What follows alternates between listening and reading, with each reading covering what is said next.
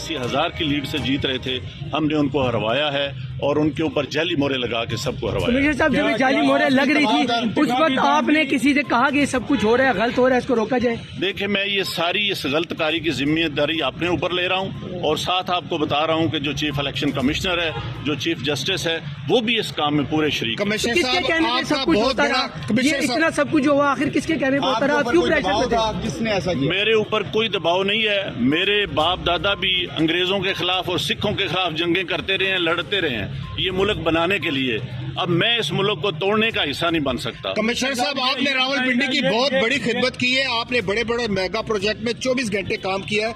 ये बताइएगा कि आपको कमिश्नर चीफ इलेक्शन कमीशन दबाव में ला रहा था कि ये करें सारे काम, लोग जीतों को आपने हराया, आपको नींद कैसे आती रही, किस तरह आपका ज़मीर जाग गया? देखिए, मैंने रावलपिंडी के लिए 14-14, 16-16 घंटे काम किया है। मैंने यहाँ रिंग रोड बनाया है, ददोचा डैम बनाया है, होली फैमिली हॉस्पिटल बनाया है, जिमखाना बनाया है, मैंने लारी अड्डे बनाए हैं, मजदूरों के लिए सेंटर बनाए हैं, मंशियात के अड्डे सेंटर बनाए हैं। सब कुछ मैं अपने मुल्क की बेहतरी के लिए करता रहूं, लेकिन आखिर पे मैंने जो इस मुल्क के पेट में छुरा घोंपा है, मुझे वो सोने नहीं देता। मैं ये सुकून की मौत मरना चाहता हूँ। मैं जो मैंने जुल्म किया है, मुझे उसकी सजा मिलनी चाहिए और बाकी भी इस जुल्म में जो लोग शामिल हैं, पुलिस भी शामिल है? उनके नाम बताएंगे जो लोग आपके साथ यहाँ पर थे?